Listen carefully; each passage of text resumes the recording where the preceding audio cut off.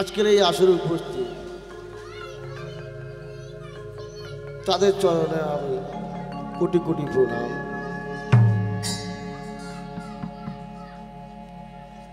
ও আমার শ্রদ্ধেয় পিতা মাতা, স্বর্গীয় দাদু, ও আমার জেঠু গুরু, ও আমার পিতা গুরু, তাদের আশীর্বাদে আজকের আমি এই আসরে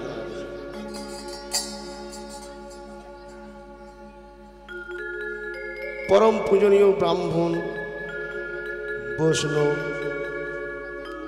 তাদের চরণে রইল আমার অনন্ত কোটি প্রণাম। তারপর জানাই বাবু,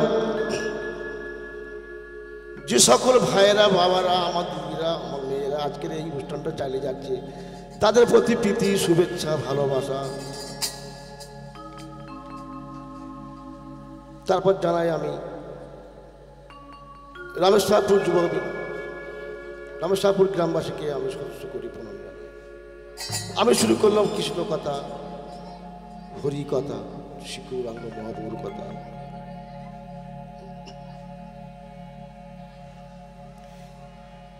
সত্য গেল, তেতা গেল, দাপর গেল, এলো কলি। কি সৌভাগ্য আমাদের, তাই না?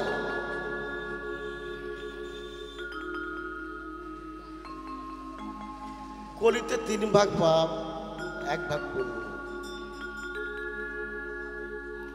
কিতে যৎ ধ্যাতে বিষ্ণু, তে তায়ং যজতে মখই, তারপরে পরিচর্যায়ং কলাও তত্তরি কীর্তনা। সত্যযুগে মনি ঋষিরা ভগবান বিষ্ণু ধ্যান করে ভগবানকে লাভ করতেন। ত্রেতা যুগে মনি ঋষিরা ভগবান বিষ্ণু যজ্ঞ করে ভগবানকে লাভ করতেন। দ্বাপর যুগে পূজা অর্চনা করে ভগবানকে লাভ করতেন। আর কলিযুগে কি? শুধু হরিনাম, শুধু হাতে তালি দিয়ে হরিনাম করলে আমরা পাপে থেকে মুক্তি হয়ে যাব। কিন্তু এই কলিযুগে কিন্তু কলি আমাদেরকে সকলকে বিষাক্ত দর্শন করেছে। কাউকে মায়া জালে বিষ মেরেছে, কাউকে অহংকারে বিষ দিয়েছে, কাউকে মমতার বিষ দিয়েছে। তাহলে সেই বিষটা তুলতে হবে তো। সেই বীজ তোলার জন্য এত 33 কোটি দেবতা কারোর মাথা ফাটা দায় ফেললো না, স্বয়ং ভগবান দায় নিল। কে? শ্রীকৃষ্ণ দায় নিল এই বীজ তোলার জন্য।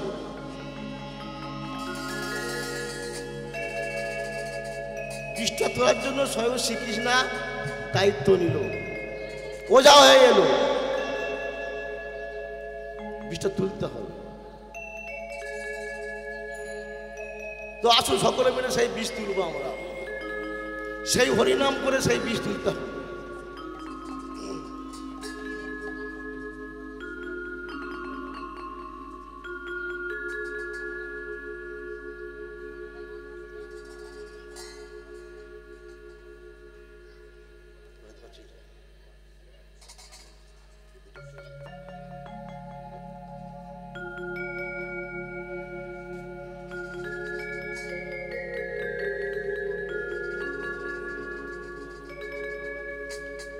ভগবান শ্রীকৃষ্ণ সেই বীজ তুলতে আসছে। সকলে মিলে কিন্তু হাতে তালি দিয়ে আমরা বীজ তুলব। সকলে মিলে কিন্তু হাতে তালি দিতে হবে, নাহলে কিন্তু বীজ লাভবে না। ওই বীজ মাথায় থেকে যাবে। তালি কিন্তু ভুল করলে হবে না, সবাই কিন্তু তালি দিতে হবে, তবে আমরা মুক্তি পাবো। কেউ বলে আছে না, এই আমার টাকা আছে, আমার ছেলে মাস্টার, আমার ছেলে ব্যারিস্টার, আমি কেন ওই ছেলেটাকে বসে হরিনাম শুনবো? তাই তার হরিনাম শোনা হলো না। এই আমার ছেলে উকিল, আমি কেন ছেলে চটে বসে হরিনাম শুনবো? তাই তারও হরিনাম শোনা হলো না। তারপরে তার মধ্যে অহংকার আছে। তো সেই অহংকারের বিচার তুলতে হবে তো।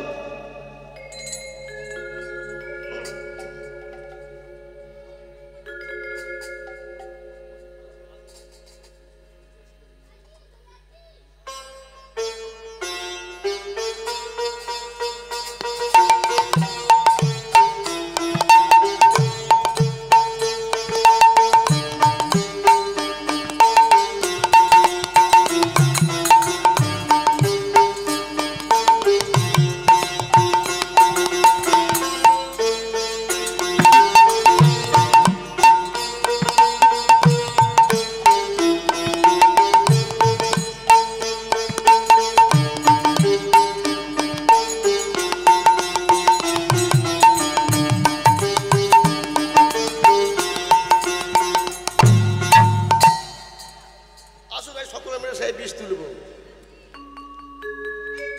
হরে কৃষ্ণ হরে কৃষ্ণ কৃষ্ণ কৃষ্ণ হরে হরে হরে রাম হরে রাম রাম রাম হরে হরে হরে কৃষ্ণ কৃষ্ণ কৃষ্ণ হরে হরে হরে রাম হরে রাম রাম রাম হরে হরে হরে কৃষ্ণ হরে কৃষ্ণ কৃষ্ণ কৃষ্ণ হরে হরে রাম হরে রাম রাম রাম হরে হরে হরে কৃষ্ণ কৃষ্ণ কৃষ্ণ কৃষ্ণ হরে হরে হরে রাম রাম রাম হরে হরে হরে কৃষ্ণ কৃষ্ণ কৃষ্ণ হরে হরে হরে রাম রাম রাম হরে হরে হরে কৃষ্ণ কৃষ্ণ কৃষ্ণ হরে হরে হরে রাম রাম রাম হরে হরে কৃষ্ণ হরে কৃষ্ণ কৃষ্ণ কৃষ্ণ হরে হরে হরে রাম হরে রাম রাম রাম হরে হরে হরে কৃষ্ণ হরে হরি হরি হরি কৃষ্ণ কৃষ্ণ হরে হরে হরে রাম রাম রাম হরে হরে বাবা এবার আমি একটু গৌরীলায় যাব। আজ গৌর হরি তার পুরবে ভাবে কথা বলে আজ গৌরী কি করছে সীমা সঙ্গনে হরি নামে বিভোর হয়ে যাবে। দেখো শিবা সঙ্গনে মাঝে সচির দুলা নাচে সচির দুলা মাঝে সচির দুলা নাচে সচির দুলা সঙ্গেতে নাচে রামা নিতাই দয়া আর সঙ্গে নাচে নিতাই দয়া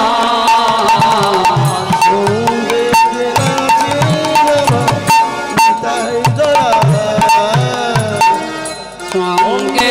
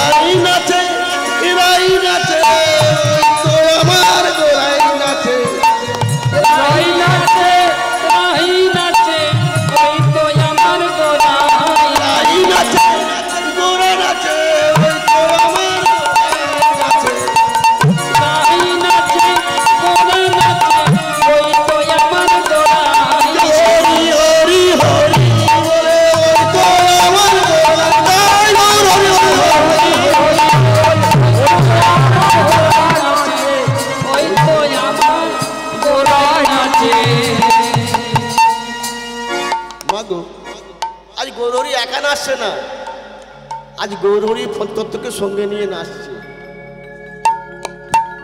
পঞ্চতত্ত্বকে আমরা কিন্তু পঞ্চতত্ত্ব নাম জানি, ছবি দেখেছি, কিন্তু কে কোনটা পঞ্চতত্ত্ব কিন্তু আমরা জানি না। তো সে জানতে হবে তো। আমি নামগুলো বলে দিচ্ছি, আপনারা শুনুন। নাচে শ্রী অদ্বৈত নিত্যানন্দ শ্রীবাস গদাধর অদ্বৈত নিত্যানন্দ শ্রীবাস গদাধর অদ্বৈত নিত্যানন্দ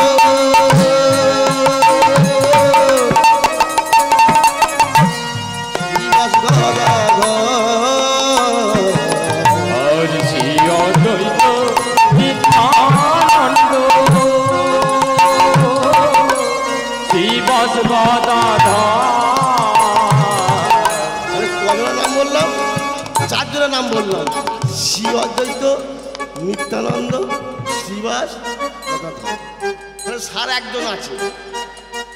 দেখো সবার মাঝে নাচে আমার গৌরাঙ্গ সুন্দর নিতাই মাঝে নাচে গৌরাঙ্গ সুন্দর। সবার মাঝে নাচে আমার গৌরাঙ্গ সুন্দর। দেখো সবার মাঝে নাচে আমার গৌরাঙ্গ সুন্দর।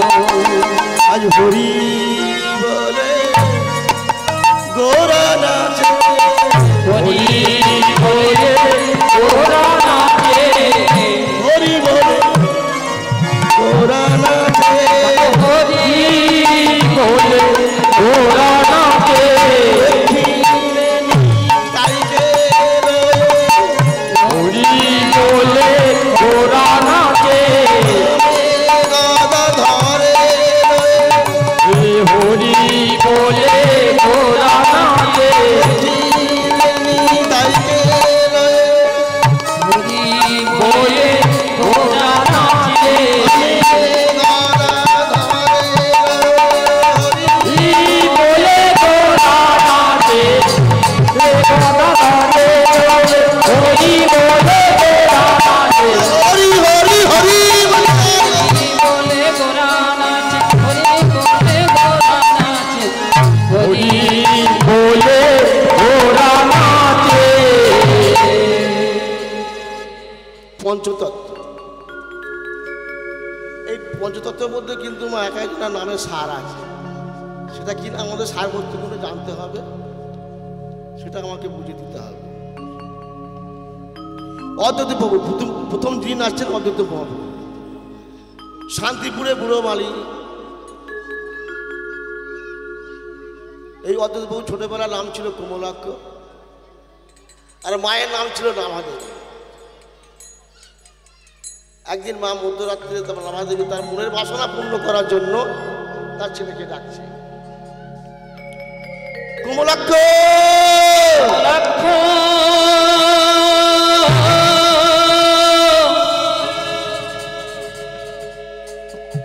কমলাক্ষ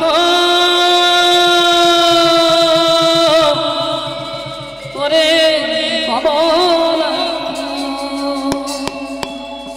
কমলাক্ষ তুই তাড়াতাড়ি আয় বাবা। তুই কোথায় আছিস? বল তুই কোথায় আছিস, বল। তুই তাড়াতাড়ি আয় মা।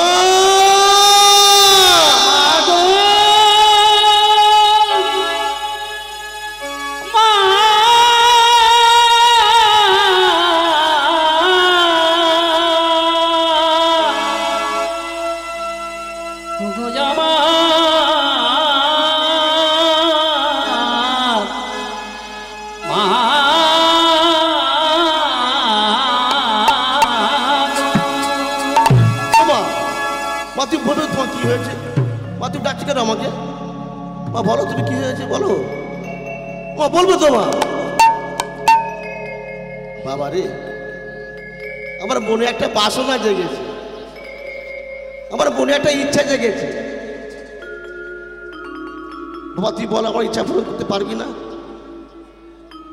বল তুই আমার বাসনা পূর্ণ করতে পারবি না?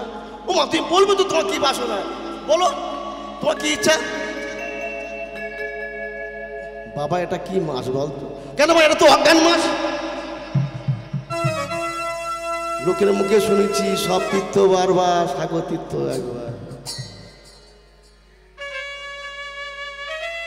তাই তো বৃদ্ধমা তো করছে বাবা এইটুকু আশা করছি তুই বাবা আমাকে একবার সাগর তীর্থে নিয়ে যাবি, আমি বাবা সাগর দর্শন করবো, তুই আমাকে নিয়ে চল না বাবা, আমার খুব সাগর দর্শন করার ইচ্ছা হচ্ছে, তুই আমাকে নিয়ে চল। তোর বৃদ্ধমা তোর কাছে এইটুকু আশা করছে, তুই আমাকে নিয়ে চল, আমি একটু সাগর দর্শন করব। মায়ের কথা শুনে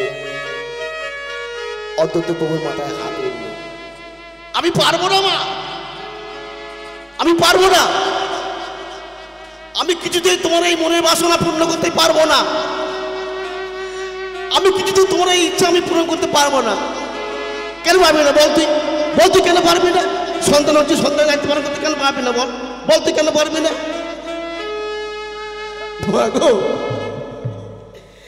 আমি কেন পারবো না আগে শোনো, আগে বোঝো আমি কেন পারবো না। বল তুই কেন পারবি না, বল কেন পারবি না? মাগো সাগর পথে যেতে গেলে অনেকটা পথ পায়ে হেঁটে যেতে হবে, ওই পায়ে হাঁটা পথ তোমাকে না আমি কাঁধে করে নিয়ে যাব, ওই পায়ে হাঁটা পথ তোমাকে আমি কাঁধে করে নিয়ে যাব। কিন্তু মাগো সাগর পথে যেতে গেলে একটা জায়গা পড়ে, তার নাম শতমুখী বানতলা, সেখানে 100 গঙ্গার মুখ এক হয়েছে। কোন নৌকা যাত্রী যদি ওই পাকের মধ্যে পড়ে সবসময় জল সব পাক খাচ্ছে, ওখানে চক্রের মধ্যে পাক খাচ্ছে। আর কোনো নৌকা যাত্রী যদি চক্রের মধ্যে পড়ে পৃথিবীর কোনো শক্তি যে তাকে বাঁচাবে। তাই বলো মা আমি পারবো না মা, আমি তোমার এই আশা পূর্ণ করতে পারবো না, তুমি আমাকে তাই বলো মা, তুমি যা চাইবে আমি তাই দেবো, ওই আশা আমার কাছে করো না মা গো, তুমি ওই আশা আমার কাছে করো না, আমি কিছুতেই পারবো না মা। তাই বল, হরি হরি বল, হরি হরি বল। আমি কোনো মতে তোমার এই আশা, আমি তোমাকে বৃদ্ধ বয়সে হারাতে আমি পারবো না মা, আমি পারবো না, তুমি আমাকে যা বলবো আমি তাই শুনবো, ওই আশা আমার কাছে করো না মা।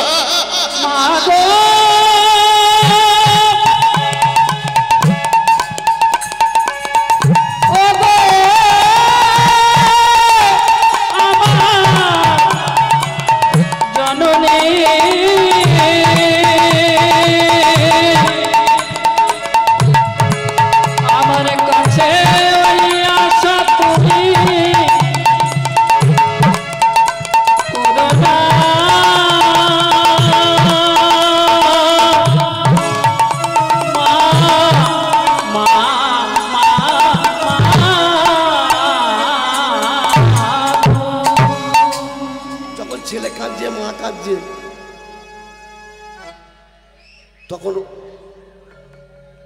মা নাভা দেবী রকম দেখে অত ঠিক থাকতে পারছে না, তখন মায়ের হাতটা মাথায় নিয়ে বলছে মা তুমি আমাকে আশীর্বাদ করো, তুমি আমাকে আশীর্বাদ করো, ওই গঙ্গাকে আমি তোমার স্নান করতে পারবো না, ওই সমুদ্রে নিয়ে গিয়ে তোমাকে আমি দর্শন করতে পারবো না, তুমি আমাকে আশীর্বাদ করো, ওই মা গঙ্গা যেন আমি শান্তিপুরে মাটিতে নামিয়ে আনতে পারি, তুমি আমাকে আশীর্বাদ করো, ওই সমুদ্র থেকে যেন মা আমাকে আমি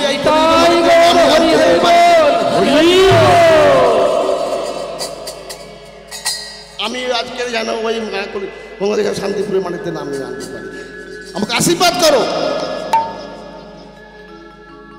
আজকের অযোধ্যা প্রভুর মায়ের আশীর্বাদ মাথায় নিয়ে মা গঙ্গাকে ডাকছে, কোথায় কোথায় পতিত পাবনী গঙ্গা, নেমে এসো, নেমে এসো এই মর্তের মাটিতে, নেমে এসো। অযোধ্যা প্রভু যখনই আহ্বান করলো মা গঙ্গা নেমে এলো, আসবে না? অযোধ্যা প্রভু কে? সরাসি মহাদেবকে, যার চটায় গঙ্গা আছে, ডাকলে আসবে না? পতিত পাবনী গঙ্গে, পতিত পাবনী গঙ্গে, পতিত পাবনী গঙ্গে, পতিত পাবনী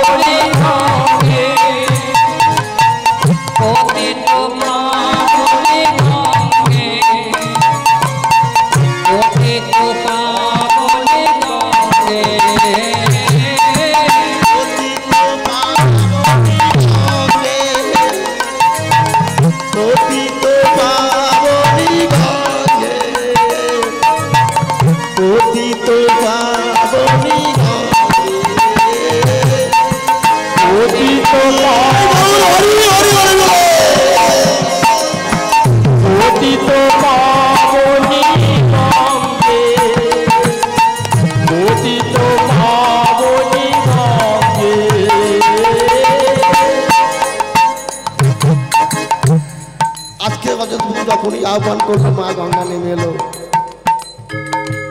ওই শান্তিপুরের মাটিতে।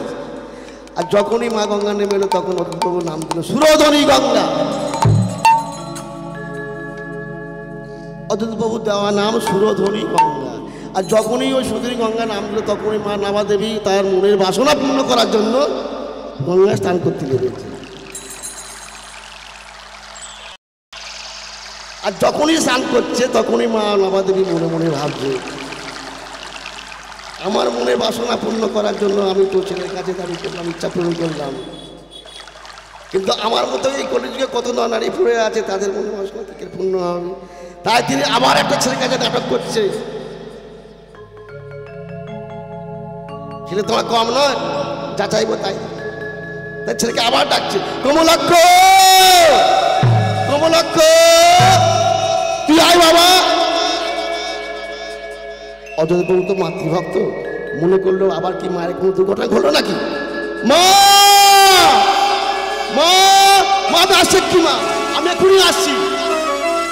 তাই করে অযোধ্যাবাবু মা ঝাঁপ দিল গঙ্গাতে, ঝাঁপ দিয়ে মাকে কোলে তুলে নিয়ে বলছে মা তোমার কি হয়েছে, মা বলো মা তোমার কি হয়েছে, তোমার বলবে তোমার তোমার কি হয়েছে। জ্বালা বেড়েছে রে, বলো তোমার কি কষ্ট হচ্ছে, বলবে তোমার কি কষ্ট হচ্ছে। বাবা রে তুই সেদিন আমার হাতটা তোর মস্ত করে আমার কথা দিয়েছিলিস, আজ তোর হাতটা আমাকে আমার মাথা রেখে কথা দে। আমার মতো কত নারী পড়ে আছে এই কলিযুগের মাটিতে, তুই গোলক থেকে মদন মোহনকে নিচে লাভেনি এই কলিযুগের মাটিতে। আজকের মায়ের আশীর্বাদ মাথায় নিয়ে মায়ের সঙ্গে কথা দিল, সে প্রতিবন্ধীবদ্ধ হলো। তাই কি করছে, একটি করে তুলসী পত্র নিয়ে পুরনো চরণ দেয় আর আহ্বান করে কোথায় কোথায় হে মদন মোহনে এসো, হে ধরণী তলে এসে ভরিয়ে দাও। ওই একটি করে তুলসী পত্র গোবিন্দ চরণ দেয় আর গঙ্গা জলে ভাসিয়ে দেয়। ওই তুলসী পত্র কিন্তু জলের ঢেউ যেদিকে যায় সেই দিকে তুলসী পত্র ভেসে যায়। আজ কিন্তু ওই তুলসী পত্র কিন্তু আর ভেসে যাচ্ছে না, আজ যাচ্ছে উল্টো দিকে যাচ্ছে, মানে উজাড় হতে যাচ্ছে। জলের ঢেউ যাচ্ছে এই দিকে, তুলসী পত্র যাচ্ছে এই। তখনই বুঝে নিল এইবার আমার অযোধ্যাবাবু মাথায় বুঝে নিল যে এবার আমার ভগবানের আবির্ভাব আসছে, এতে বিন্দুমাত্র সন্দেহ নেই। তো বুঝতে পারলো তুলসী পত্র তখন কি করছে, তুলসী যায় নিরে নিরে, অযোধ্যা যায় ধীরে ধীরে, ছুটতে ছুটতে যাচ্ছে গঙ্গা তীর ধরে। কোথায় গেল, ওই নবদ্বীপ ঘাটে গিয়ে পৌঁছালো ওই তুলসী পত্রটি। সেখানে বহু রমণী স্নান করছে, আর ওই তুলসী পত্রটি তিনবার প্রদক্ষিণ করে লুকে পড়লো কার, শচীদেবী। শচীদেবীটা কে? আপনারা তো মা অনেক দিনের ভক্ত, আমার তো সব অজানা, আপনার সব জানা। বলুন শচীদেবীটা কে? জগন্নাথ মিশ্রের স্ত্রী শচীদেবী, তার ওই নাভিতে লুকিয়ে পড়লো ওই তুলসী পত্রটি। যখনই লুকিয়ে পড়লো তখনই বুঝে নিল যে এই রমণী গর্ভে আমার ভগবানের আবির্ভাব আসছে, ঈদে বিন্দুমাত্র সন্দেহ নেই। তো বোঝা তো গেল এই রমণী গর্ভে ভগবানের আবির্ভাব হবে। কিন্তু এই রমণী গর্ভে যদি অনেকগুলো সন্তান হয় তাহলে ঠিক আছে বুঝবে কোনটা ভগবান। তাই সে ঠিক করে নিল যখনই এই রমণী গর্ভে সন্তান জন্মগ্রহণ নেবে আমি তাকে ভগবান জ্ঞানে প্রণাম করব। যদি আমার প্রণাম সে সহ্য করতে পারে তাহলে জানবো এই সে ভগবান নয়তো। এইভাবে শচীদেবী 8টি কোনো সন্তান হয়েছিল। অযোধ্যাবাবু যখনই প্রণাম করতে যায় তখনই সে পরলোক গমন করে। তারপর বিষ্ণু নামে একটা সন্তান এলো, সেও সন্ন্যাস চলে গেল। তারপর যখন জগৎ মাতাচ্ছে তখন খবর এলো অযোধ্যাবাবুর কাছে, গোসাই গোসাই একবার দেখবে, চলো একবার দেখবে, এসো কি সুন্দর একটা ফুটফুটে ছেলে, কি সুন্দর নাচছে, হরি নামে জগৎ মাতাচ্ছে, একবার দেখবে এসো। অযোধ্যা বাবু যখনই খবর পেল, ঘর বাসন বসে ঠুকঠুকে কি দেখছে, আহা কি সুন্দর একটা ফুটফুটে বাচ্চা ছেলে, হরিনামে বিবর হচ্ছে, হরিনামে তোমাদের মা মাতাচ্ছে। যখনই হরিনামে বিবর হচ্ছে তখন কি করছে অযোধ্যা বাবু ওই নিমাইয়ের চরণ তলে গিয়ে প্রণাম। আর যখনই চরণ তলে প্রণাম করছে ওই নিমাইয়ের বাম পাখানা অযোধ্যা বাবুর মাথায় তুলে দিল। নিমাইয়ের চেয়ে কত বয়স, ওই বাম পাখানা তুলে দিল অযোধ্যা বাবুর মাথায়। তখনই অযোধ্যা বাবু বুঝে নিল এই আমার সেই ভগবান, বিন্দুমাত্র সন্দেহ নেই। হরি বল গৌর হরি বল,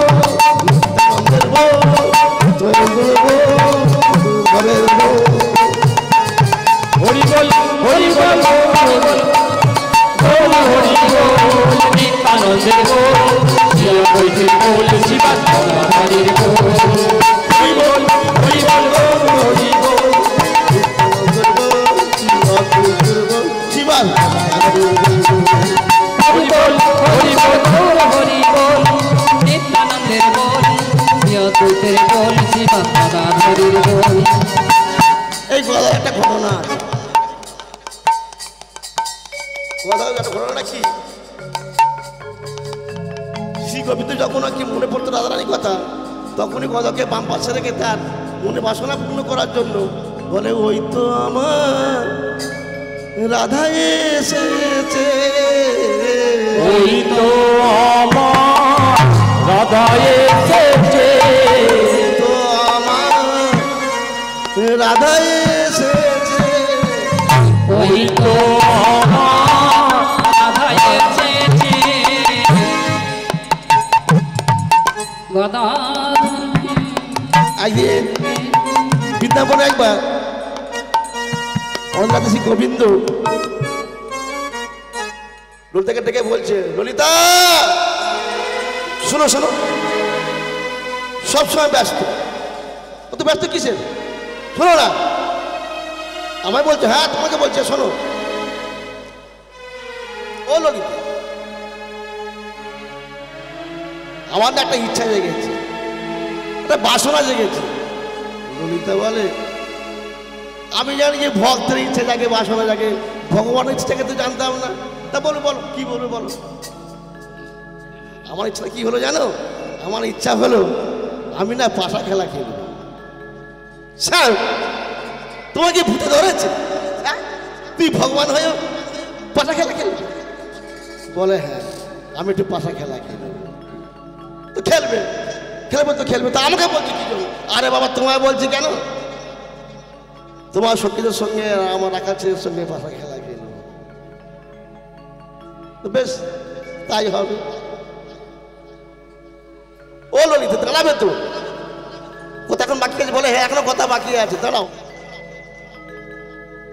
ও ললিতা আজ তো পাশা খেলা হবে, পাশা খেলা পুরস্কার কে পাবে জানো? বলে কে পাবে আবার? যে দল জয়ী হবে সে দল পুরস্কার পাবে। গোবিন্দ বলে না ও কথা হবে না, আজকে যে দল হেরে যাবে সেই দল পুরস্কার পাবে। ললিতা বলে স্যার তুমি কি আমাদের পাগলি পেয়েছো? হ্যাঁ তুমি যখন ইচ্ছা নিয়ম ভাঙবে তুমি আবার নিয়ম গড়বে, কি ধরনের কথাবার্তা? যে দল জয়ী হয় সে দল জানি তারা পুরস্কার পায়, আর তুমি কিনা বলছো যে দল হেরে যাবে সে দল পুরস্কার পাবে? এ কখনো হয় কখনো? গোবিন্দ কেন বলছে? গোবিন্দ জানে যে আমি কোনোদিন আমার প্রিয়ময়ী রাধারানীর কাছে আমি জিততে পারবো না, তাই আজকের দিনটার জন্য আমি তো হেরে যাবোই, তো আজকের দিনটা নিয়মটা পাল্টে দিয়ে আমি পুরস্কারটা আমি নেব। কিন্তু মা এদিকে ললিতা কত চালাক। ললিতা মুচকি এসে বললো ঠিক আছে দেখাই যাক। মনে মনে ভাবছে ভক্ত কত চালাক, ভগবান কত চালাক, তাহলে আসি এখন আমি। ও ললিতা দাঁড়া, কথা বাকি, এখন যাবো না, এখন কথা বাকি আছে? বলে হ্যাঁ। তো বলো কি বলবে? ও ললিতা পাশা খেলা তো হবেই, যখন যাচ্ছ ওদের কাছে খবর দিও তোমার সমস্ত সখীগণকে, আর আকাশ থেকে বলে দিও যে দল জয়ী হবে সে দল পুরস্কার পাবে না, যে দল হেরে যাবে সেই দল পুরস্কার পাবে। ললিতা বলে ঠিক আছে ঠিক আছে, তোমাকে চিন্তা করতে হবে না, মনে ভাবতে হবে না, আমি বলে দেবো। ললিতা বলে মনে মনে ভাবছে বলে দেবো বলে, কিন্তু কাউকে বললো না। ললিতা যাওয়ার পথে বলছে ও স্যার তুমি তো বলছো যে দল জয়ী হবে সে দল পাবে না, যে দল সে দল পাবে। কিন্তু তোমার যে পাশা খেলা হবে সেটা কি শুনি, সেটা কি আলিঙ্গন নাকি? বলে হ্যাঁ ওটা ঠিক আছে, তাহলে আসি এখন। বলে হ্যাঁ। বলে মা একদিকে পড়েছে পাশা খেলা, একদিকে পড়েছে গোবিন্দ দল, একদিকে পড়েছে রাধা রানীর দল। গোবিন্দ ঘুরে চালছে শ্রীরাম, আর রাধা রানী ঘুরে চালছে ললিতা।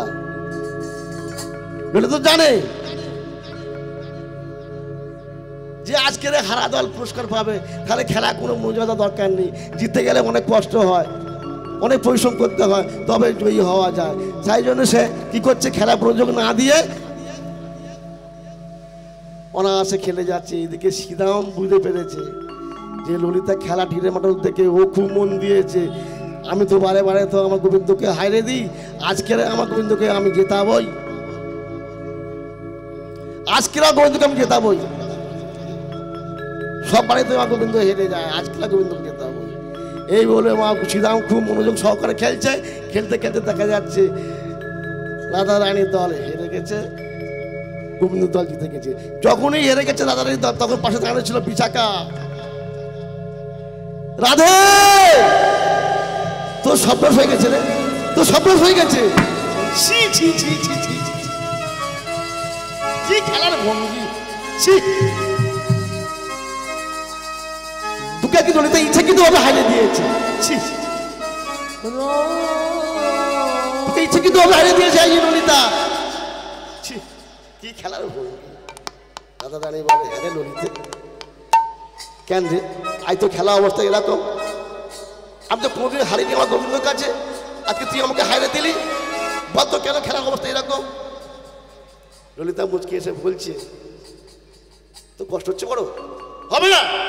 আমি কখনই আমি আমার গোবিন্দর কাছে কোনোদিন আমি হারিনি, আজকে তুই আমাকে হারিয়ে দিচ্ছি, কষ্ট হবে না। রাধে, তোর গোবিন্দর সঙ্গে আমার সঙ্গে কথা হয়েছিল, আজকের পাশা খেলা যে দল হেরে যাবে সেই দল পুরস্কার পাবে। এই যে কি এরকম দাঁড়িয়ে আছো, কাছে এসো। কাছে আসবে তো, আরে হাঁ করে কি দেখছো? এসো কাছে এসো বলছি, কাছে এসো। আরে হাঁ করে কি দেখছো তুমি? তোমাকে তোমাকে বলছি, তোমাকে। গোবিন্দ বুঝতে পেরে যে আমার কি। গোবিন্দ বলে, ও ললিতা, আমি বলছিলাম কি এই নিয়মটা যেমন ছিল তেমন থাকলে হতো না, যে আমি বারবার যেটা হয়ে আসছে, যে দল জয়ী হয় সেই দল পুরস্কার পায়। ললিতা বলে, ও কথা চলবে, তুমি কি আমাদের পাগলি পেয়েছো নাকি? আগে দাও বলছি, আগে দাও। বেশি চালাকি করো না, বেশি চালাকি করলে কি করবে জানো তো? এখানে যত ভাণ্ড বাসা ভাঙবো, তোমার মাথায় ঢালবো, তোমার এই কালো রং ফসা হয়ে যায়, তোমার বাবা মা বাড়িতে চিনতে পারবে না। কোথায় তুমি আলিঙ্গনটা দিয়ে দাও। গোবিন্দ মনে মনে করলো, এদের পাল্লা পড়েছে, আজকে আমাকে আমার ছাড়বে না। তাই প্রাণ গোবিন্দ কি করছে, ছুট ছুটতে গিয়ে যেই আলিঙ্গন করতে যাচ্ছে, পাশে দাঁড়িয়ে ছিল বিশাখা। ছি ছি ছি ছি, তোমার লজ্জা করছে না? ছি, এই দিন মাত্র আলিঙ্গন করতে যায়, লজ্জা থাকবে কি করে? একে তো গোয়ালা ছেলে, দিন নেই দুপুর নেই আলিঙ্গন করতে যাচ্ছে। গোবিন্দ বলে, দেখো বিশাখা, এই যে আমার আশাটা রয়ে গেল, আমি যেদিন গৌর হয়ে অবতীর্ণ হব সেদিন আমার গদাকে বাম পাশে রাখবো, আর যখনই আমার ফেমারি কথা মনে পড়বে তখনই আমি গদাকে জড়ে ধরে পড়ব। তাহলে রাধা রানী কৃপা না হলে কিন্তু গোবিন্দ কৃপা পাওয়া যায় না। তাই সকলে মিলে রাধা রানী জয় ধরে যাবে, সকলে মিলে জয় জয় রাধা রানী কি জয়, জয় জয় রাধা রানী কি জয়। তোমরা দিয়েছে কিন্তু এবার কেউ দেয়নি, খালি পড়ে যাচ্ছে, ওদের ভয় লাগছে। এরা হরিনাম শুনতে এসেছে। জয় জয় রাধা রানী কি জয়, রাধা রানী কি জয়। রাধে রাধে জপা করো, কৃষ্ণ নাম রস পিয়া করো, राधे राधे जपा करो कृष्ण नाम रस पिया करो राधे जपा करो कृष्ण नाम रस पिया करो राधे राधे जपा करो कृष्ण नाम रस पिया करो रानी है महारानी उनका महिमा सब जगानी राधारानी हाय महारानी अनेक महिमा सब जग जाने राधे राधे जपा करो कृष्ण नाम रस पिया करो राधे राधे जपा करो कृष्ण नाम रस पिया करो राधे राधे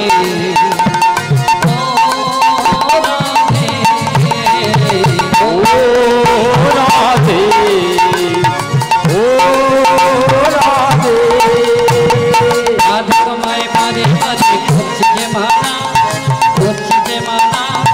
यमुना ते जवानी से झगलते होना ओ राधे ओ राधे ओ राधे ओ राधे राधे कमाए मारे मारे खोज के माना यमुना ते जवानी से झगलते होना ओ राधे ओ राधे ভালোবেসে তোমার হলো কি ঘটনা কৃষ্ণ ভালোবেসে তোমার হলো কি ঘটনা তাই নগর বাঁচি নাই তোমার জয় হোক না ও রাধে ও রাধে ও রাধে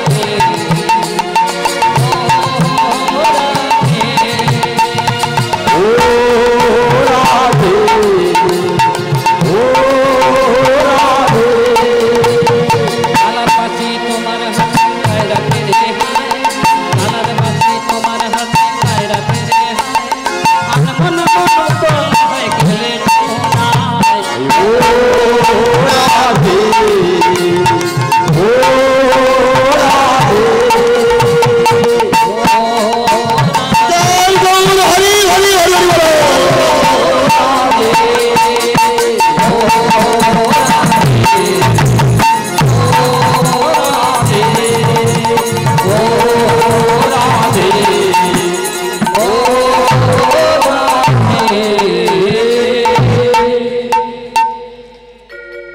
গত বছর যে আমি এটা শুরু করেছিলাম তার আমি শেষ অঙ্গের আমি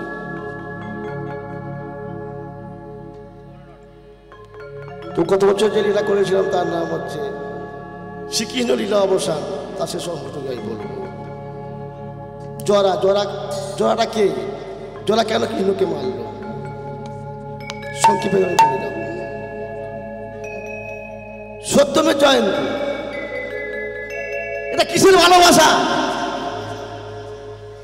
এই সংসারে আপনি যত খাটবেন তত তুমি আপনাকে ভালোবাসবে আজকে আপনার ঘরে ওষুধ আসছে কেন আপনি সুস্থ হয়ে কাজ করবে বলে আজকে আপনার ঘরে ওষুধ আসছে যেদিন আপনার ঘরে ওষুধ আসবে না আপনি কিছু করতে পারবেন না আপনার কাছে ওষুধ আসবে না তাই বলি এই গ্রামে কোনো যেন দুর্যোধনের ব্যক্তি যেন কেউ না হয় সবাই যেন অর্জুনের মতো পরম হরিভক্ত হয় সকলেই পরম হরিভক্ত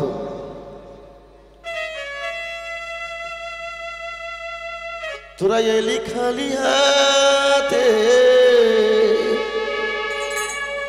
একদিন যাবি খালি হাতে ল্যাংটা হয়ে রে যাবি সে পারে তাই পাগল মোনা মধুর ভোরে ডাক না রে তারে পাগল মন রে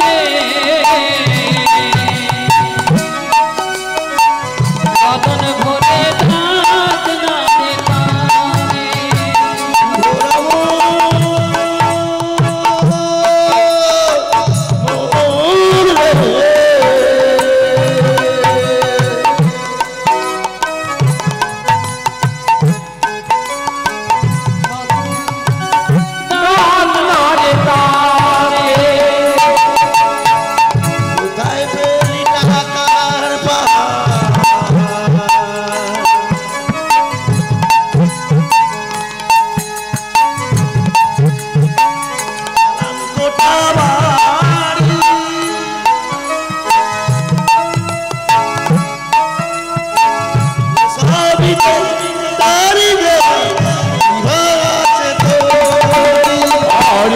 কোথায় পেলি টাকার দালান কোঠা বাড়ি এসবই যে বাড়ি দেয়া কি বাঁচে তোরি কোথায় পেলি টাকা দালান কোঠা বাড়ি এসবই যে বাড়ি দেওয়া কি আছে তোরে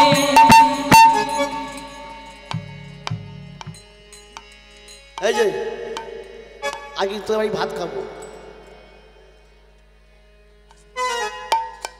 এই সাধুজি বলছে রাজা মশাইকে আগে তোর ভাই সেবা নেই তখন রাজা বলছে কোনো ব্যাপার নেই আসো সেবা দেবো তো সাধুজি সেবা করছে রাজা রাজা মশাই পাখাতে হাওয়া করছে তখন সাধুজি বলছে রাজা মশাই আপনি আমাকে সেবা দিলেন ঠিক কথা কিন্তু আপনি যে পাখার হাঁ করছেন তো আপনি কিন্তু আপনার কপাল থেকে বলছি 1 মাস পরে মরে যাবেন তো রাজা মশাই কাঁদছে তখন সাধুজি বলছে আপনি কাঁদবেন না আপনি 1 মাস পরে মরে যাবেন ঠিক কথা কিন্তু আপনি মরে গিয়ে স্বর্গে যাবেন আপনি মরে গিয়ে স্বর্গে যাবেন তখন আবার বাতাস করছে রাজা মশাই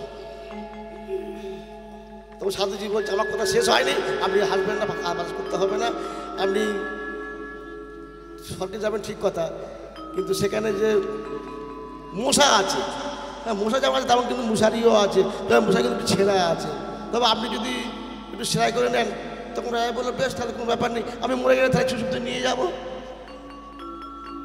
তখন সাধুজি বললো তাহলে ঠিক আছে তাহলে আমি আসি বলে হ্যাঁ তো তখন কী করছে রাজা মশাই বাড়িতে গিয়ে সেবা টেবা করে এবার শিশুতে খুঁজছে যখন শিশুতে খুঁজছে তখন রানীমা বলছে বলে তারা বলে তুমি কী খুঁজছো বলে আরে আমি তো 1 মাস পরে মরে যাব তাই মরে গিয়ে স্বর্গে যাব স্বর্গে তো মশা আছে কিন্তু মশারি আছে কিন্তু মশারিগুলো ছেঁড়া তাই আমি শিশুতে খুঁজি মশারিগুলো সেলাই করে থাকবো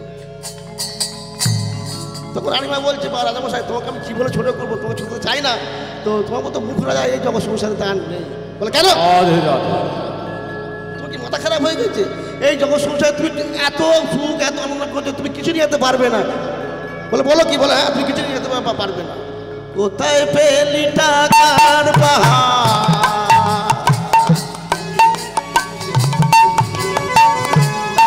কোটা বাড়ি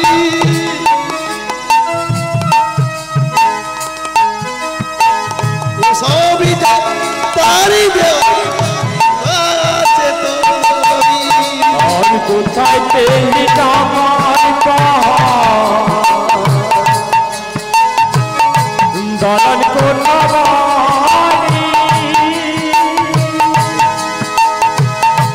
এসবই যে বাড়ি দেয়া কি আছে তোরি কোথায় পেলি টাকার পাহাড়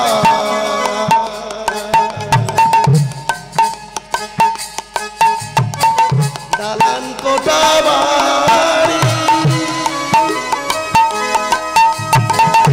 সবই যে তারি দেয়া কি আছে তোরি ভক্তি টাকার দালান কোঠা বাড়ি এসবই যে বাড়ি দেয়া কি আছে তোরি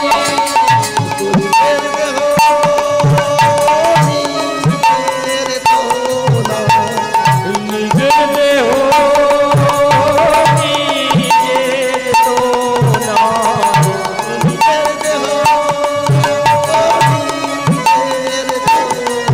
ও তোর নিজের দেহ নিজের তো না একদিন শ্মশানেতে হবে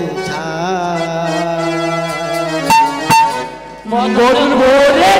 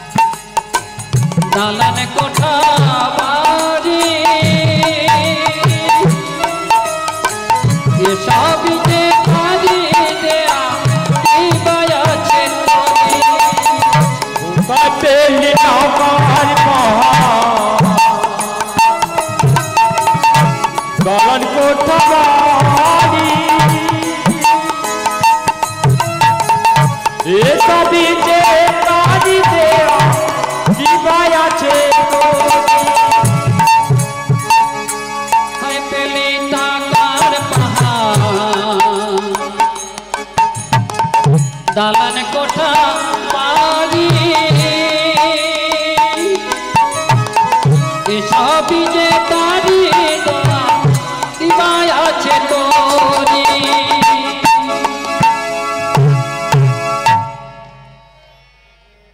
তাহলে ওর জন্য বুক চড় হয়ে গেল আর দুটো ধরে মাথায় হেঁটে হয়ে গেল। ওর সেটা কিরকম দেখবেন, কেউ যদি 500 টাকা চা দেয় না এই হরিবাসরে, তার বুক চড় হয়ে যাবে। এই 500 টাকা দিচ্ছি, তাহলে দুটো ধরে মাথায় হেঁট করে গেল, ওর জন্য বুক চড়া হয়ে গেল।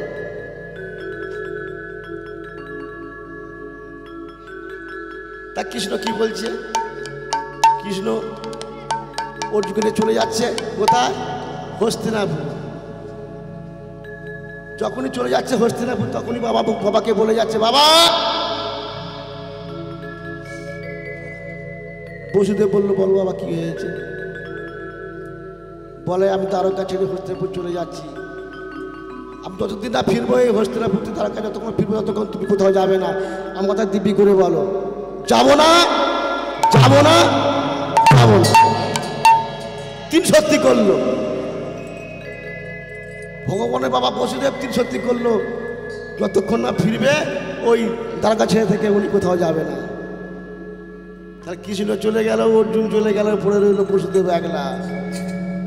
আর সেই বসুদেব ছোটবেলা রোগ ছিল হরিণ ধরা, সেই হরিণ ধরার জন্য ফের আবার বুড়ো বয়সে সবচেয়ে বেশি আমি একটু হরিণ শিকার করতে যাবো। আর যেই হরিণ শিকার করতে গেল জঙ্গলে, মনে মনে ভাবছে আমি ছোটবেলায় হরিণ থেকে ছুটতাম, এখন আর তা করবো না। এখন এই গাছে গোড়া বসে আমি সপ্তর্ষি বান ছুটবো আর হরিণ মেরে আমি বাড়ি ফিরবো। আর যখনই সপ্তর্ষি একটা বান ছুঁড়েছে, তখনই নদীর শব্দ পেয়ে যাচ্ছে। আর যখনই নদীর শব্দ পেয়েছে, নদীর জল যাচ্ছে আশপাশে, তাহলে আশেপাশে কোথাও নদী আছে, তখনই আর কি বুঝে নিল এখানে যখন নদী আছে তাহলে এখানে হরিণ জল খেতে আসবে, আর আমি তাকে সেই সময় যখনই হরিণ ওই জল খেতে এসে, তখনই ওই বসুদেব আবার একটা সপ্তর্ষি বান ছুড়ল। আর যখনই বান ছুড়ল, কিছুক্ষণ পরে একটা আওয়াজ ভেসে আসছে, মুড়ে বাঁচা।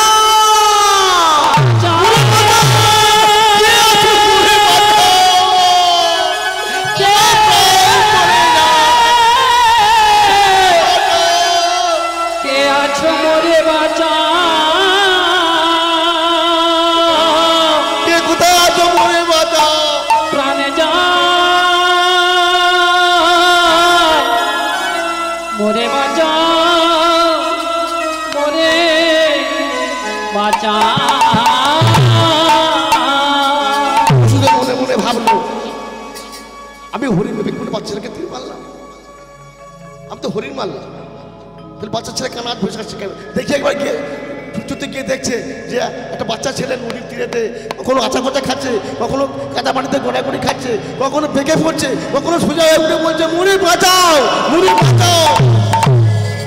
বসুদেব তাড়াতাড়ি করে গিয়ে ছেলেটাকে তুলে তুলে নিয়ে বলছে, চুপ কর বাবা, চুপ কর, তুমি এভাবে মরতে পারিস না। তাড়াতাড়ি করে বসতে কি করছে, তীরটাকে তুলে নিয়েছে। তখনই বুঝে নিয়েছে এই তীরটা আমি মেরেছি। বসুদেব মনে মনে ভাবলো, অজ্ঞানে কোনো বাচ্চা ছেলেকে মারলে সেই পাপ কোনোদিন খণ্ডন হয় না, সেই পাপের জন্য তাকে নরকে বাস করতে হয়, এই কথা বসুদেব জানে। তখনই বসুদেব ছেলেটাকে বাঁচাবার চেষ্টা করছে, যখনই বাঁচার চেষ্টা করছে, চুপ কর খোকা, চুপ কর, তুই এভাবে মরে যেতে পারিস না। তখন ছেলেরা বলছে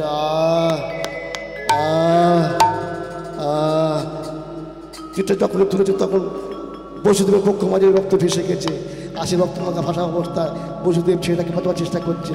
তখন ছেলেটা মুখ দিয়ে বলছে, তুমি কে? বসুদেব মিথ্যা কথা বললো না। বসুদেব বললো, আমি দ্বারকা রাজা বসুদেব। বল খোকা, আমি তোর দ্বারা কি করতে পারি? তুমি তো রাজা, তোমার কর্তব্যটা কি? তোমার কর্তব্য হলো মানুষের জীবন দান করা। না, তুমি কি করলে? একটা অবলা ছেলেকে মেরে দিলে। আমার বাবা নেই, আমার মা নেই, আছে একটা দিদি। সেই দিদি বাচ্চা বয়স থেকে অন্ধ। তার দায়িত্ব আমি পালন করি। তাকে নদী থেকে জলের থেকে আমি স্নান করে দিই, তার মুখে আমি জল ধরে দিই। আমি যদি পড়ে যাই তাকে কে দেখবে তার ঠিক নেই। তুমি আমাকে মেরে দিলে। বল খোকা, তোর জন্য আমি কি করতে পারি? এই জঙ্গলে রাজপ্রাসাদ করে দেবো, তোর দিদিকে অলঙ্কারে ভরে দেবো। সে তো অন্ধ, সে রাজপ্রাসাদে কি করবে, অলঙ্কারে কি করবে? বল, তাই তোর দিদির জন্য কি করতে পারি? তুমি আমার কথা দাও, এই রক্ত মাখা দেহকে স্পর্শ করে কথা দাও, তাহলে এই মুহূর্তে চলে যাও পণ্য কুটিরে আর গিয়ে আমাদের দেশে সিঁড়ি পরে দাও। বসুদেব মনে মনে বললো, অসম্ভব। আমি তার রাজা বসুদেব, আমার দুটো স্ত্রী আছে সুন্দরী, আমি তাকে পরিত্যাগ করে আমি তোর দিদিকে বিয়ে করতে পারি না। আমার ছেলে কৃষ্ণ তার সম্মানে ছিনিমিনি খেলবে, আমি তোর দিদিকে বিয়ে করতে পারি না। আমি এই জঙ্গলে পড়ে থাকতে পারি না। খোকারে, আমি তোকে জঙ্গলে ফেলে চলে গেলাম। তোর কপাল যদি ভালো হয় তাহলে তুই পেঁচে ঘরে যাবি, আর তোর কপাল যদি খারাপ হয় তাহলে তুই এই জঙ্গলে পড়ে থাকবি। আমি চললাম।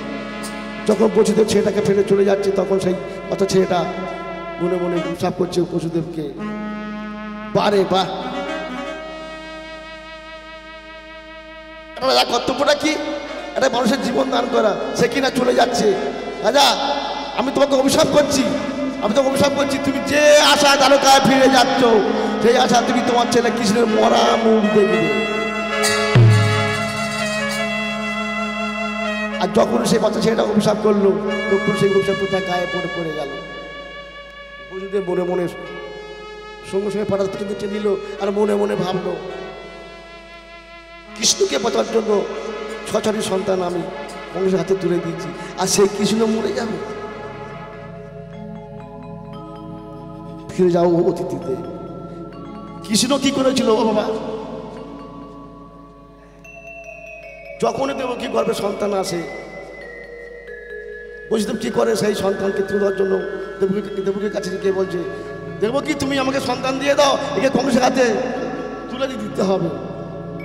তখন দেবকী বলেছিল একে স্তনদ দিতে হবে। তখন বসুদেব বলেছিল স্তনদ তোমার দরকার নেই, একে কংসের হাতে দিতে হবে। তখন দেবকী বলেছিল দিলেও মরবে, না দিলেও মরবে,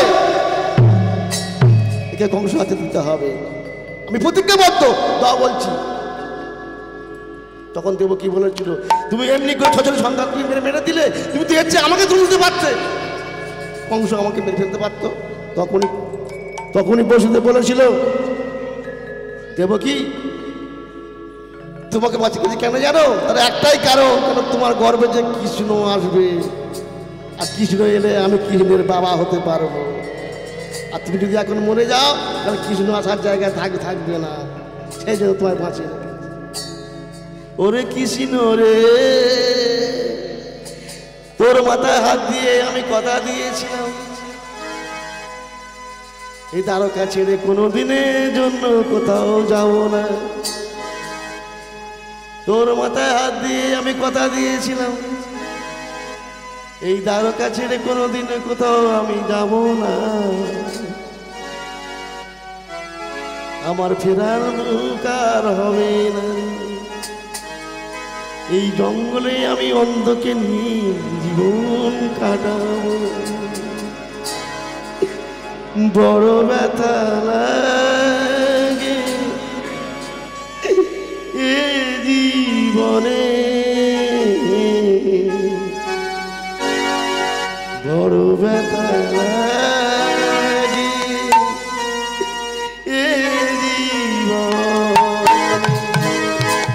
বড় ব্যথা লাগে এই জীবনে বড় ব্যথা লাগে এই জীবনে বড় ব্যথা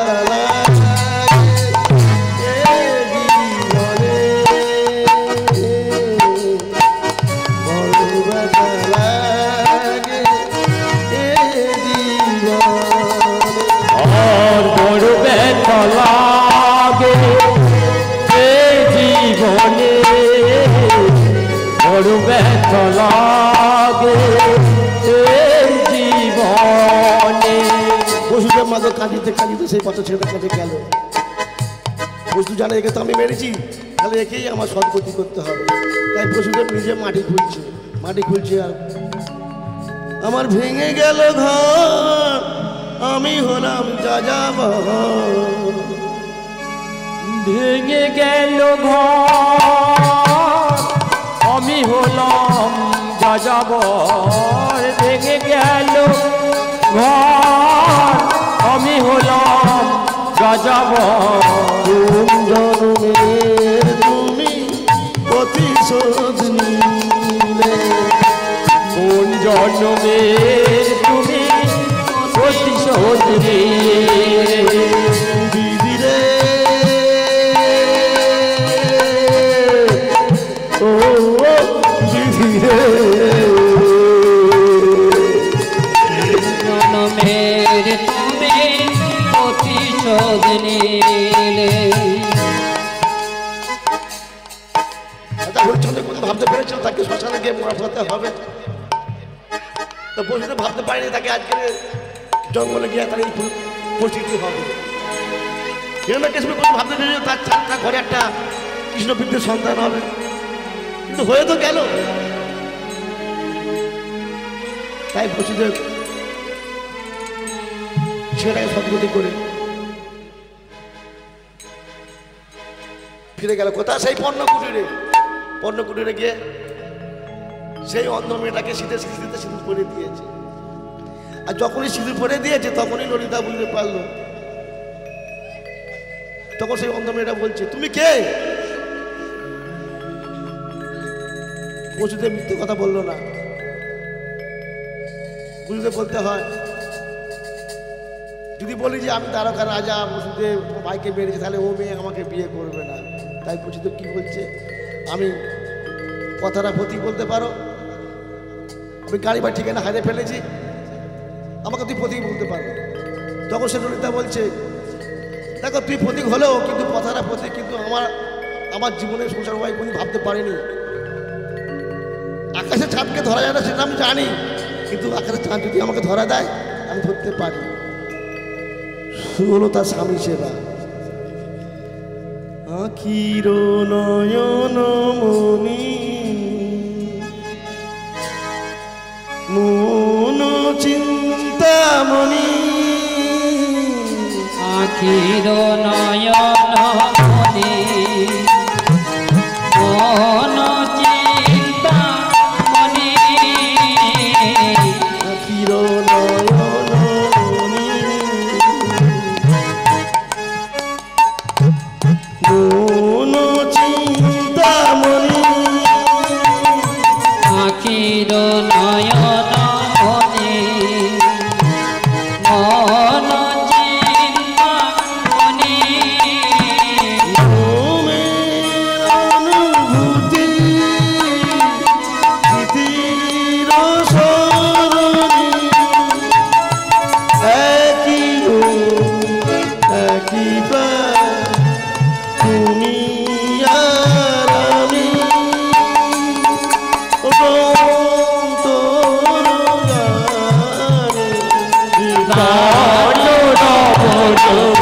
বিভূষণ হৃদয়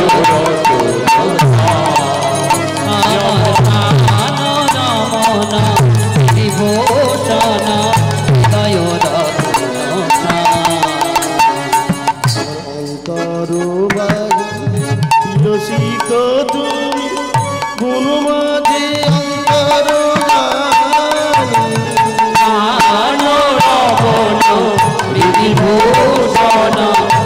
হৃদয়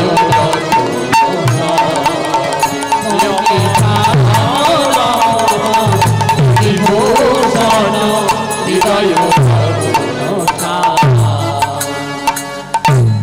ভক্তমণ্ডলী একবার ভেবে দেখুন বসুদেব কোন জায়গায় মেয়েকে বিয়ে করেছে?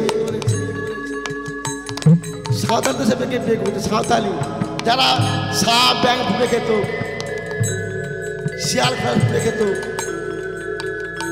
এখন সবটা শহরে চলে এসছে। তৎকালীন যুগে তারা শিয়াল হঠাৎ ওদের পুটটা পুড়িয়ে খেত খেত তো। তাই বসুদেব কি করছে, ফল এনে দিচ্ছে, ললিতা খাচ্ছে না। সে তো ভাত মুড়ি খেতে পারে না, তার ফল মুখে লাগবে কি করে। তাই বসুদেব মনে মনে ভাবছে এ যখন খাচ্ছে না তাহলে আমি খেতে পারছি না।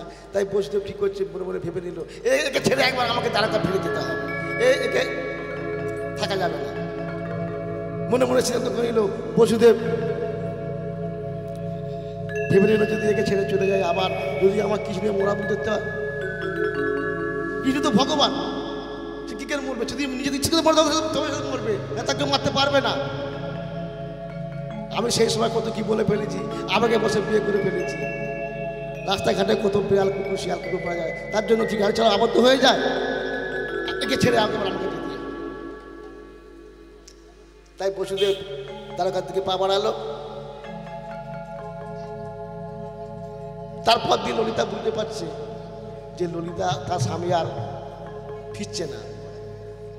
সকালে ঘুমোতে ঘুমোতে দেখছে তার স্বামী চরণ পাচ্ছে না। প্রতিদিন স্বামীর চরণে সে প্রণাম করে, দেখছে আমার স্বামী নেই। তখন সে মনে মনে ভেবে নিল হয়তো এই আশেপাশে কোথাও আছে। সূর্যের রোদ যখন চোখে পড়ছে তখন বুঝতে পারছে বেলা অনেক গড়িয়ে গেছে। তাই ললিতা মনে মনে ভাবছে আজকে স্বামী আমার তারে আর ফিরছে না, সে আমাকে ছেড়ে চলে গেছে। এ তুমি কি করলে গো? এ তুমি কি করলে? জীবনে এত আশা, এত সুখ, এত আনন্দ তুমি কি আমাকে দুদিনের জন্য দিতে এসেছিলে? এ তুমি কি করলে? কিন্তু বলতে চাইলে মরতে পারবে না, সে তো অন্ধ, সে তো নদীর জলে ডুবিয়ে মরবে। এ তো নদী মরতে পারবে না। মরবো না কি করে, মরবো না কি করে? আজ যদি সে মরে যায় কাল তার স্বামী যদি ফিরে আসে, সেই আশায় ললিতা ঘর বেঁধেছিল তার স্বামী ফিরবে। কিছুদিন পর সে বুঝতে পারলো মাগো তার স্বামী তার গর্ভে একটা সন্তান দিয়ে গেছে। তো গর্ভে সন্তান এলে তাকে তো প্রোটিন দিতে হয়, সে নিজে খেতে পায় না, তাই সে তার সন্তানকে কি খেতে দেবে? তাই ললিতা দরজার সম্মুখে বসে বসে পায়ের শব্দ যখনই পায় তখনই বলে তোমরা কে যাও গো, তোমরা কে যাও? দুটো ভিক্ষে দিয়ে যাও না গো। তোমরা কে যাও? দুটো ভিক্ষে দিয়ে যাও, দুটো খেতে নিয়ে যাও।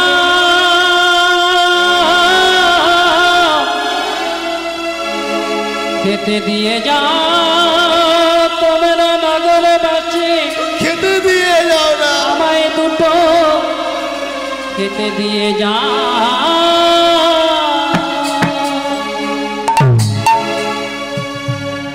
যার টাকা আছে সে 50 টাকা খরচা করে 5 স্টার হোটেলে গিয়ে খরচা করে আসে। আবার কোনো মানুষ 50 টাকা 5টা হরিবাসের কাজে লাগিয়ে দেয়। আবার যার কৃপা হয় সে দুটো খেতে দিয়ে যায়। আবার কেউ ভেঙছে, হ্যাঁ মর মুখ পুরি মর, বড্ড বেকার শখ হয়েছিল, এখন বলছিস কেন খেতে দাও খেতে দাও, মর মুখ পুরি। আবার কেউ কেউ দুটো খেতে দিয়ে যায়। এইভাবে তার গর্ভের সন্তানটা আস্তে আস্তে বড় হতে লাগলো। একদিন সেই সন্তানটা জন্ম নিল। জন্মার পরের থেকে সেই সন্তান কাঁদা তো দূরের কথা, সে কাঁদেও না, চোখও নড়ে না, পাতাও ফেলে না, ঠোঁটও নড়ে না। তখন সে ললিতা বলছে, কাঁদতে অন্ধ নড়ে, কাঁদতে কাঁদতে বলছে এলি তো আমার ঘরে মরে এলি কেন?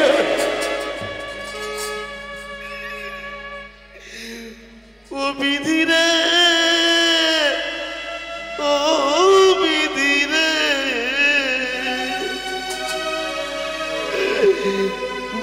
ভালোবাসা করে বেঁধেছি ঘর,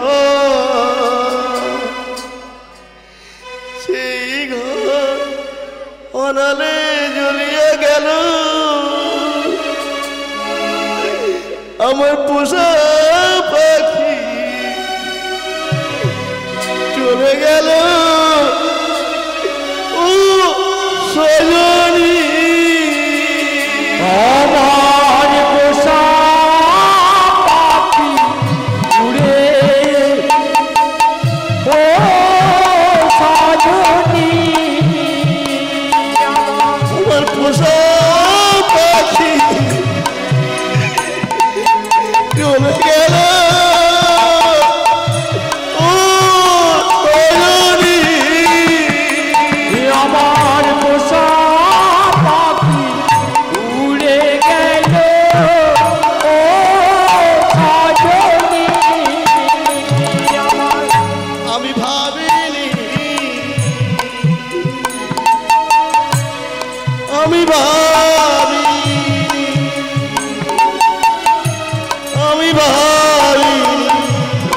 কোনো দিন আমার পোষা পাখি উড়ে গেল ও সজনী। আমার পোষা পাখি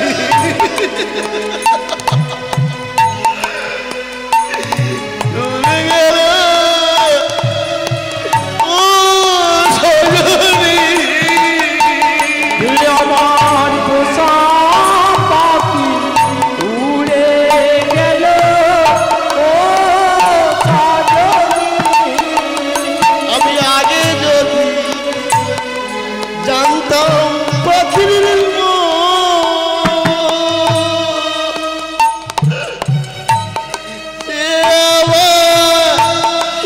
ছড়িয়া দিয়া আমার পোষা পাখি উড়ে গেল ও সজনী। আমি আগে যদি জানতাম পাখির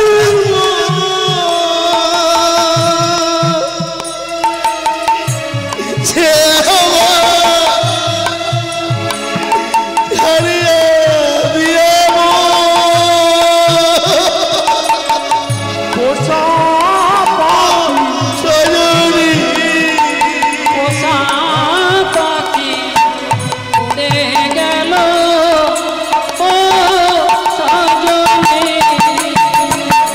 আগে পাখি উড়ে গেল ও সজনী।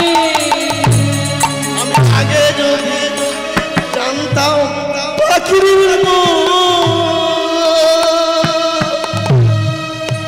তারে দিতাম না এত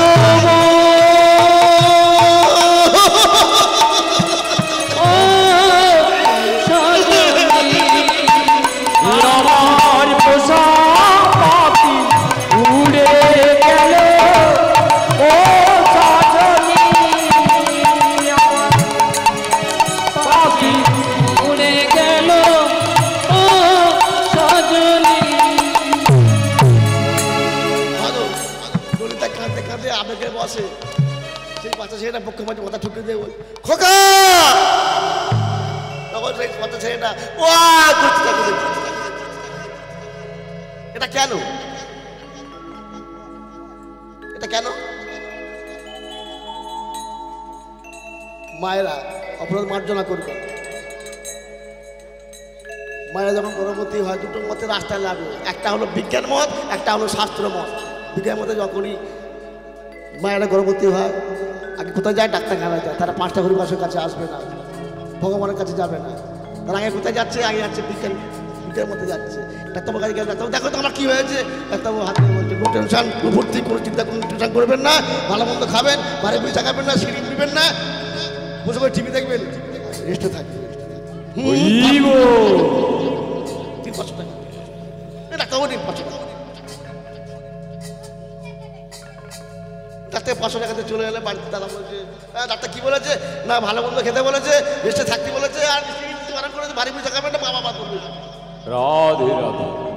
আর কি বলেছে না সপ্তাহে একদিন ছাগলের মাংস খেতে বলেছে। হরি বল। ছাগলের মাংস খেতে বাচ্চা নেবে সে কোন মানুষ হবে না। ছাগলের রস খেতে বাচ্চা নেবে ওই ছাগলের মতো তার জ্ঞান গম্য হবে। কি দেখলে বুঝতে পারবে জ্ঞান গম্য দেখবে সব কোনো চলে গেছে হাত পা মানুষের মতো হয়ে আছে।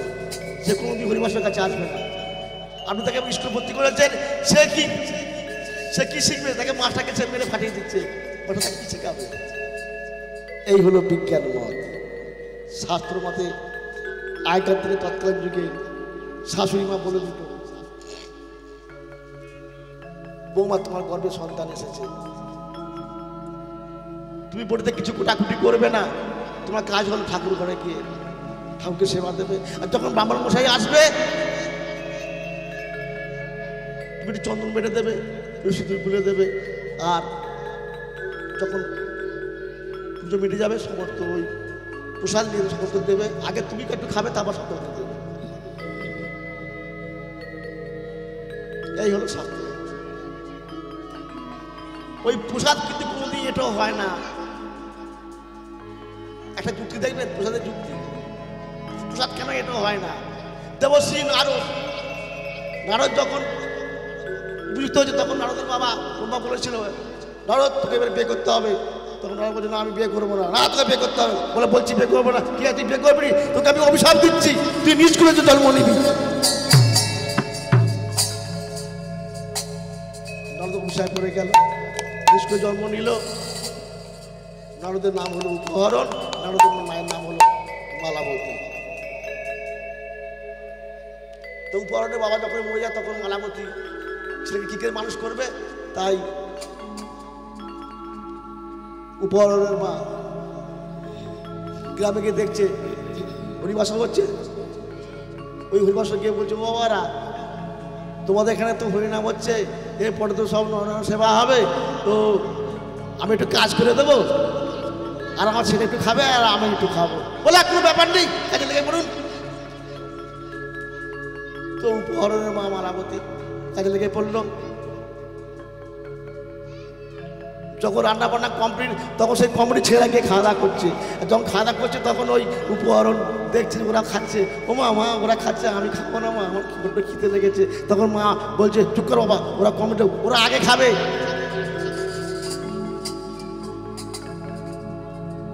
ওরা আগে খাবে কেন? ওরা কমিটির লোক। ওরা কমিটি নয়, ওরা কমিটি নয়। কমিটি কর্তব্যটা কি? কমিটি কর্তব্য হলো গ্রামে উৎসব হচ্ছে, গ্রামে তার দায়িত্ব থাকবে। তুমি কি করছো? রান্না বান্না হয়ে গেছে, তুমি আগে খেয়ে নিচ্ছ। তো ওই কমিটি ছেলে যখনই খেয়ে দিয়ে পাতাগুলো ফেলছে আর ওই উপহরণ লক্ষ্য করেছে কোথায় পাতাগুলো ফেলছে সেটি লক্ষ্য করে গেছে। আর যেই পাতাগুলো ফেলছে সেখানে গিয়ে লুকিয়ে লুকিয়ে গিয়ে সেখানে ওই কুকুর বেল খাচ্ছে, ওই পাতাগুলো চেটে খাচ্ছে আর ও ওই চেটে চেটে খাচ্ছে। এইভাবে ওই উপহরণ 1 মাস চেটে চেটে খেয়েছিল ওই এঁটো পাতা। তবে সে দেবশ্রী নারদ হয়েছিল, তবে সে দেবশ্রী নারদ হয়েছিল। আজকে তার নাম দেবশ্রী নারদ কেন? ওই 1 মাস এঁটো সে গ্রহণ করে এসেছিল। আর আপনি যদি ওই প্রসাদ খেতে পারেন তাহলে আপনার শরীরে একটা মহাপ্রসাদ তৈরি হবে। যখনই আপনার ওই মহাপুরুষ শরীরে যাবে সেটা হলো উৎকৃষ্ট প্রসাদ। আর এই প্রসাদ যখন আপনি যখনই তৈরি হচ্ছে তখন আপনিও একটা নারদ তৈরি করতে পারবেন। সচেতন হন, সচেতন হন। আজকে গ্রামে সচেতন কারা? একমাত্র মায়েরা। এই বাবারা যদি পেটে ছেড়ে ধরতো না তাহলে হাজার হাজার রামকৃষ্ণ জন্মগ্রহণ করতো, হাজার হাজার রবীন্দ্র জন্মগ্রহণ করতো, হাজার হাজার বিবেকানন্দ হয়ে যেত। বাবারা যদি পেটে ছেড়ে ধরতো, কেন ছেড়ে তো আর বাবা ধরেনি, ছেড়ে তো মায়েরা ধরেছে। সেই রামকৃষ্ণ গেল, বিবেকানন্দ গেল, রবীন্দ্রনাথ গেল, আর হয় না কেন? আমি বলতে চাইনি, আমি ছোট করতে চাইনি, বলে অনেক কিছু বলা যায়, অনেক কিছু বলা যায়, আমি ছোট করতে চাইনি। একটা 25 বছরের মেয়ে, একটা 25 বছরের মেয়ে সবে বিয়ে হয়েছে, তার স্বামীকে রেখেছে, সে মাকে একলা মার্কেটিং করছে, আর একটা 5 বছর বৃদ্ধ বলছে এই যে বলছি এটা নিয়ে যায়, ওটা খুব ভালো মানাবে। এটা কোন ধরনের টিটকারি? আর ওই মেয়েটাকে যদি আপনি মাতাজি পোশাক পরে ওই মার্কেটে ছেড়ে দেন, তখন তার বৌদি বলতে ভয় পাবে, মা বলতে ভয় পাবে, তখন সে মাতাজি বলে কি বলবে না বলুন? তাই বলছি মা সচেতন। আমার বাবারা আজ সারা রাত ধরে হরিনাম শুনে তারা কোথায় কাজে চলে যাবে, আর মায়েরা তুমি তো ঘরে থাকবে, বলুন তুমি তো ঘরে থাকবে, আর এরা কে ভ্যান চালাতে যাবে, কে হাওড়া যাবে, কে কলকাতা যাবে, কিছু করতে যাবে, এরা কত কষ্ট করে হরিনাম শুনতে পড়তেছে। তাই ললিতা কোনো মতেই দিই না, সে বিজ্ঞান মতে না, শাস্ত্র মতে না। তাই তার ছেলে যখন জন্মগ্রহণ করলো পুরো জড়পদার্থ মতো, এটাকে নালে তো তবে করবে, নালে না না করবে না, তাই এর না বলে জড়পদার্থ। তাই তার ছেলে জন্মগ্রহণ করেছিল জড়পদার্থ মতো, তাই তার নাম দিয়েছিল জরা। এই জরা মা কৃষ্ণকে মেরেছিল। এতক্ষণ মা বলছিলাম হরিবংশী পুরাণ থেকে। আসুন মা, এই জরা কি কেন কৃষ্ণকে মেরেছিল চলুন আমার প্রার্থনা কাকে যাই। कभी राम बनेगी कभी शाम बनेगी, चली आना प्रभु जी चली आना। कभी राम बनेगी कभी शाम बनेगी, चली आना प्रभु जी चली आना। कभी राम बनेगी कभी शाम बनेगी, चली आना प्रभु जी चली आना। कभी राम बनेगी कभी शाम बनेगी, चली आना प्रभु जी चली आना। मेरा रुपया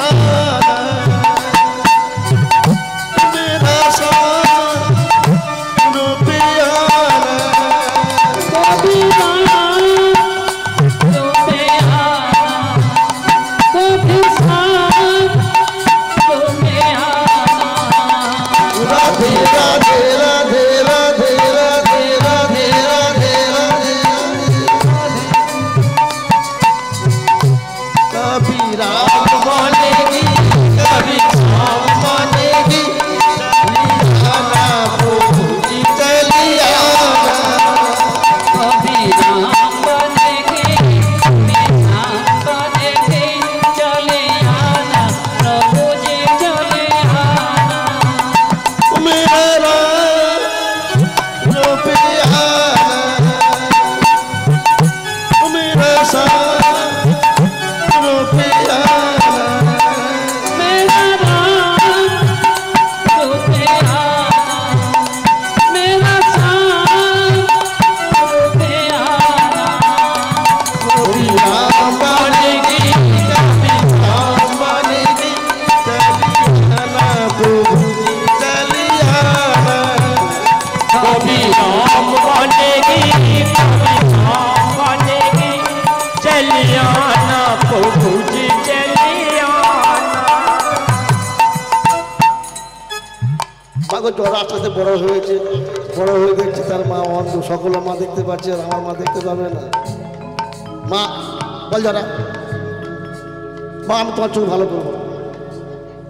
বাবা আবার ভগবান যার চোখ বন্ধ করে দিচ্ছি কি ভালো করবো কেন? মা আমি ডাক্তার দেখাবো, চলো মা চলো শহরে চলো, আমি তোমার ডাক্তার দেখাবো। হ্যাঁ ডাক্তার দেখাবো ঠিক কথা, কিন্তু পয়সা পাই কোথা থেকে? কেন মা ভিক্ষা করবো? ভিক্ষা করবো, ভিক্ষা করে তোমার আমি চোখ সারাবো। চলো মা চলো। জঙ্গলে ছেড়ে শহরে এলো। শহরে গিয়ে দেখছে এক বাবু তিনতলা বাড়ি করেছে, বাড়ির দিকে হাঁ দিকে চেয়ে আছে। তিনতলা বাড়ি করেছে, স্বপ্নের বাড়ি, কি সুন্দর বাড়ি করেছি। তখন জরা গিয়ে বলছে, এই যে বাবু যে বাড়িটা করেছে একটু যদি ভূমিকম্প হয় কিন্তু ওই ভূমিকম্প থেকে বাড়িটা পড়ে যাবে, আর ওই বাড়ির মধ্যে যদি আমার ছেলে থাকে সে চাপা পড়ে মরে যাবে। একটা ছেলে মোটর বাইকে অ্যাক্সিডেন্ট করে শুয়ে আছে হসপিটালে, আর শুয়ে শুয়ে ভাবছে বাইরে তোর জন্য আমার এই অবস্থা, আমি বেডে শুয়ে আছি। তো বলে লোক স্বপ্নের বাড়ি। তাই জরা মনে মনে করছে প্রথম ভিক্ষা ফেরত যাবো। বাবু দুটো ভিক্ষা দিলে হয় না, দুটো ভিক্ষা দিলে হয় না। কে রে তুই? ভিক্ষা দিলে হয় না, ভিক্ষা দিলে হয় না। বাবু দুটো ভিক্ষা দিন না। বাবু গো বাবু গো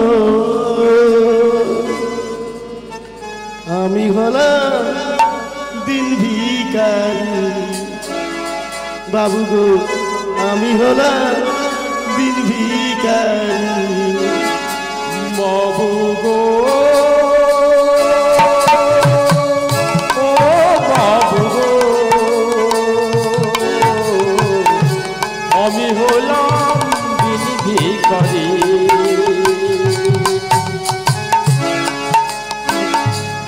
বাবু গো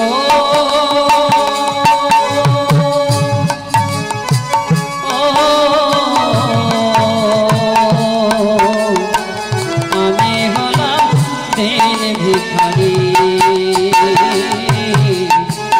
আমি হলাম দিন ভিখারি বাচ্চারা যখন বিপত্তি আসে মনে মায়ের মনে জাগে না এই তোর মাছের আর কি আছে বলে কেন বাবু জিজ্ঞেস করছে তোর মাছের আর কি আছে বলে সঙ্গে আছে গিরিধারী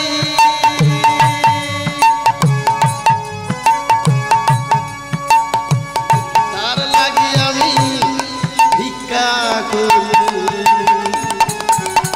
আর সঙ্গে আছে গিরিধারী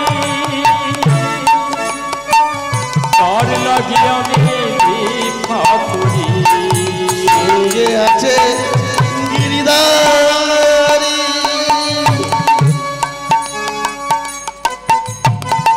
তার লাগি আমি